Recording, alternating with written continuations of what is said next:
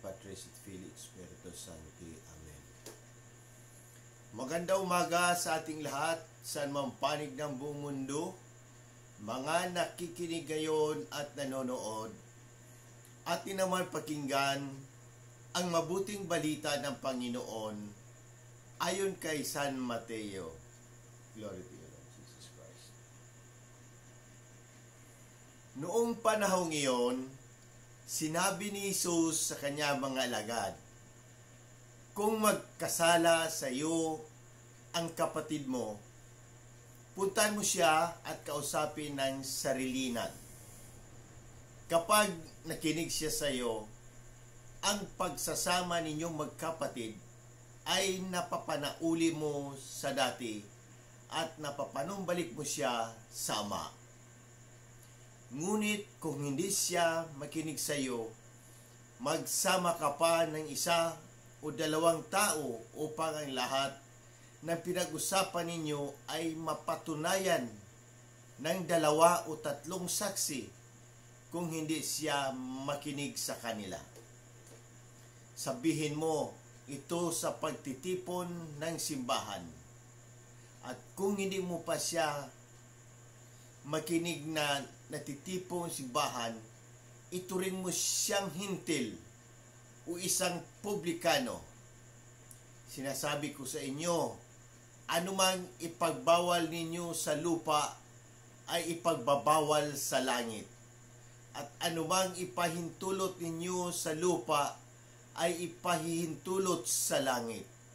Sinasabi ko pa rin sa inyo, kung ang 2 sa inyo rito sa lupa ay magkaisa sa paghingi ng anumang bagay sa inyong panalangin, ipagkakaloob ito sa inyo ng aking Ama sa langit.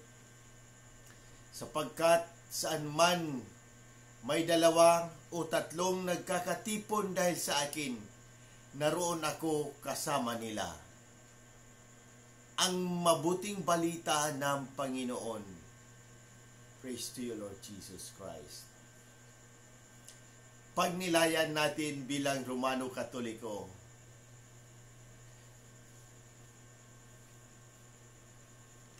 ang refleksyon sa mabuting balita at sa unang pagbasa at paggunita kay San Maximiliano Maria Kolbe, pari at martir.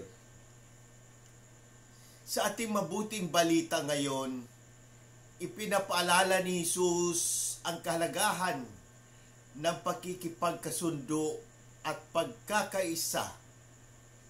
Ang pag-ibig na ipinapakita natin sa ating kapwa, lalo na sa ating mga kapatid sa pananampalataya, ay isang refleksyon ng pag-ibig ng Diyos sa atin.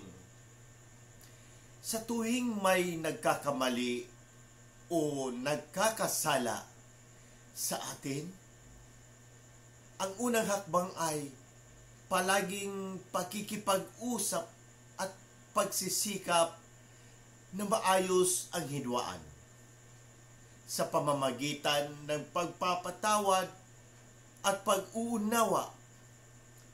Napapanumbalik natin ang relasyon hindi lamang sa isa't isa, kundi pati na rin sa ating Ama sa langit. Mga pangyayari sa Biblia. Ang pagkakasundo ni Jose sa kanyang mga kapatid, nakasulat Henesis. Nang ibinenta ni si Jose ng kanyang mga kapatid, siya ay dumanas ng matinding paghihirap. Ngunit nang magkita silang muli sa Ehipto, imbes na maghiganti, pinili ni Jose ang pakikipagkasundo.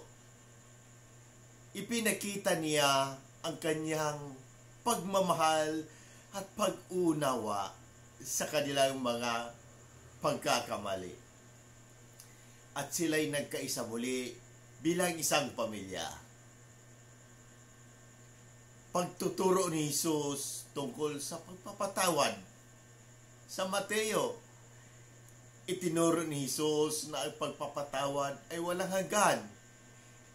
Hindi ko sinasabi sa inyo na hanggang 7 beses, kundi hanggang 70 beses na 7. Ang pagpapatawad ay mahalaga sa pagkakasundo at pagkakaisa sa loob ng komunidad at pamilya. Pagkakaisa ng unang komunidad Kristiyano sa mga gawa. Ang unang komunidad ng mga Kristiyano ay nagpapakita ng magandang halimbawa ng pagkakaisa. Sila ay sama-samang nananalangin, nagbabagahinan ng ari-arian, at nagkakaisa sa kalooban at layunin. Ito'y nagpapakita na ang tunay na pagkakaisa ay nakaugat sa pag-ibig sa Diyos at sa kapwa. Sa mga tradisyon ng Simbahan Katoliko, sa sakramento ng kumpisal,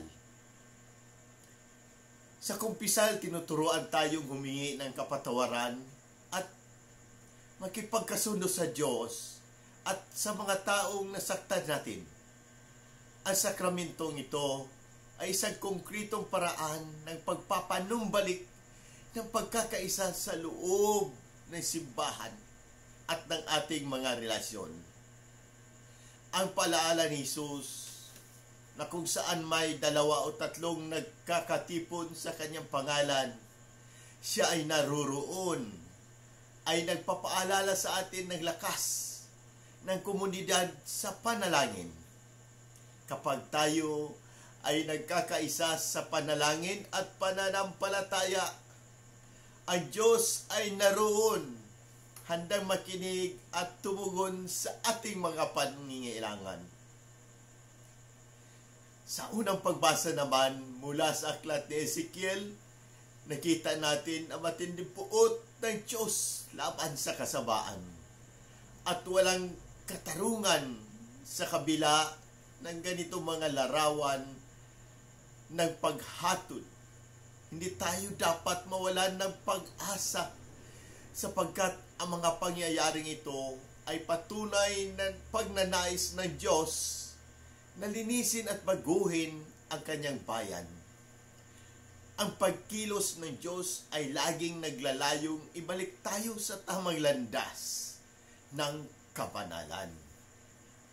Sa ating pagninilay ngayon, hilingin natin ang biyaya ng pagpapakumbaba upang maging bukas sa pakikipagkasundo at ng lakas upang mamuhay ayon sa kalooban ng Diyos.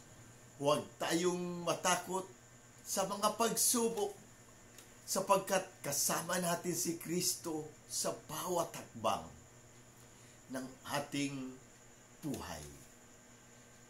Sa ating panalangin, Panginoon, tulungan mo kaming maging mga instrumento ng kapayapaan at pagkakaisa. Bigyan mo kami ng lakas upang magpatawad at makipagkasundo at ng pananampalataya na laging magtiwala sa iyo. Amen. Sa muli, hinikayat ko ang lahat, Katoliko man o hindi, na magtanong at pagnilayan ang mensahe ng Ebanghilyong ito. Kung may mga katanungan kayo tungkol sa pananampalataya, ang ating simbahan o anumang aspeto ng ating buhay, bukas ang aking puso na sagutin ang mga ito. Sama-sama nating pagninilayan at pahalagahan ang habag at pag-ibig ng Diyos na ipinapahayag ni Jesus sa Ebanghilyong ito. Sa pamagitan ng ating mga gawain at salita, naway maging daluyan tayo ng habag at pagmamahal ng Diyos sa lahat ng tao. Amen. In nomine Patris et Filii et Spiritus Sancti. Amen. God bless!